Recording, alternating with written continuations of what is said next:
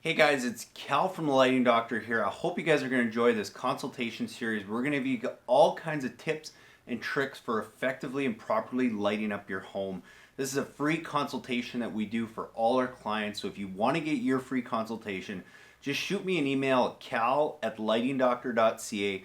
Send me a few pictures and we'll give you a video presentation of what lights are going to work best with your property, or go and visit us at lightingdoctor.ca or go check out all our videos on YouTube. Hey Jay, thanks for sending the pictures here. Yeah, I'll give you a couple thoughts and a couple suggestions here. So for lighting these, it really depends on the angle, and just keep that in mind with anything, is whatever the viewing angle is going to be. So if it's more of a focus that you want it to look good from the street side, you're going to want to have the lights on this side. But if you also want to, not that it won't look good, because you'll have the foliage and stuff lit up if you do have a light on this side. But if you really want to focus on your view looking out, then what I would consider on these taller trees is actually using two lights, one on the street side and one on the back side. And one thing I always find with bigger trees like this is people sometimes tend to bring them out further and try and try and shine them into the tree. You're better off getting it closer to the base and having it shooting almost straight up. It just gets a better effect. It gets more of the trunk, less of a hot spot, and you're going to get more foliage lit up. The one thing I would suggest, because these are quite large trees, you can use just a standard uplight or spotlight, accent light like this.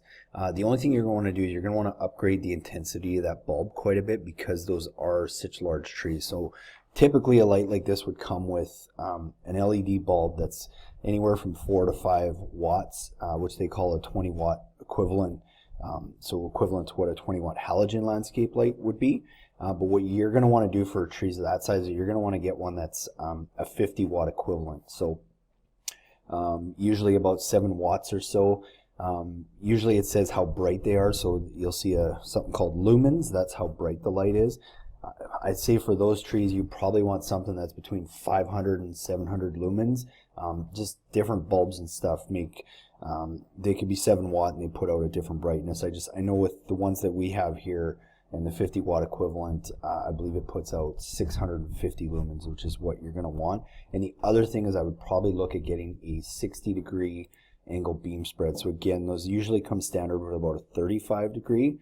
But because this is such a large tree, you may want to get a 60-watt equivalent. And again, because they are such big trees, I think you're going to want to do, especially these two in the front, you're going to want to do them from both sides. So one on the street side and one from a view from the house, and same with this one. This one over here, I think you can get away with just the one uplight, the 50-watt equivalent one, getting the whole base of this tree and all the branching structure there. So you might want to use 5 uplights there.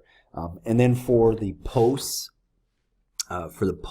here, as well as the sides of the garage, I would recommend just using the standard accent light. Just a regular 20-watt equivalent with a 35-degree beam spread is going to do a really good job. I know some guys will put a tighter beam spread on posts like this. The reason I like using a wider beam spread is it's just the light is not as intense in one spot. The tighter you make that angle, the more intense it is. And why I like it wider is that it does a good job of lighting this up, but then you also get the light kind of bouncing off the top of here, and it creates some nice ambient light down below. So I still like using the 35-degree beam spread on any of those posts there, as well as on the walls here. I think that's all you need. I don't think you need anything brighter. And again, closer and shooting straight up is a better option than what I see a lot of people do, is like place it back here and then have it shooting, like this, and then it's shooting right in your eyes. You're coming out of the doorway. The one thing I would also recommend, and if you get the lights from me, just let me know and I'll throw them in for you. But I would put hex baffles on the 2 lights here. So a hex baffle is just like a honeycomb screen that goes over the light, and all it does, it just deflects the glare a little bit. So as you're walking down the steps, because those are so close, it's just going to deflect a little of that light, so it's not maybe shining into your eyes as much. You're not going to have it aim there anyway, but you're still going to get a little bit of that side light. With the hex baffle, it just helps deflect that a little bit, so it focuses the light more here and less in your in your eyeballs. And then, yeah, I like the idea you have here with the wash lights. I think you would need at least two wash lights like this on this Japanese maple here. And this is one where, you know, here you might want to have them out a little bit further because, like you said, you're trying to cast the shadows back onto the brick wall. So you might bring those out a little bit further and have them pointing to the tree. The reason you use a wash light there is if you use the regular spotlight, it creates that hot spot on the bush, and that's not what you want. Whereas the wash light has a frosted lens, and it softens that light a little bit more, so you don't have as much of a hot spot. It does a nice job of focusing on those trees, and then it's going to splash a little bit extra shadows and lights on the back of the house here as well. And I think that's a pretty good plan. Obviously, you have lots of these nice bushes and shrubs and stuff too.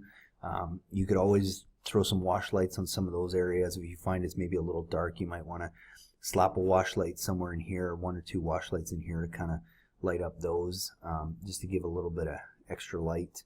I think you've got everything else covered pretty nice. If you have any other questions, let me know. If you kind of want me to, you like those ideas and want me to customize a kit with those lights I just talked about, let me know, and I would be happy to do that. All right, thanks, Jay. Hey guys, I really hope you enjoyed that video presentation with some great tips and tools on how to go and properly and effectively light up your landscape. And be sure, if you want your own free consultation video just like that one, send me an email at cal@lightingdoctor.ca with a few pictures of your property, and we'll get back to you with some really cool ideas and ways to go and effectively light your property. And be sure to watch the videos after this one for more tips on how to install landscape lighting, as well as how to light up your landscape the best way possible.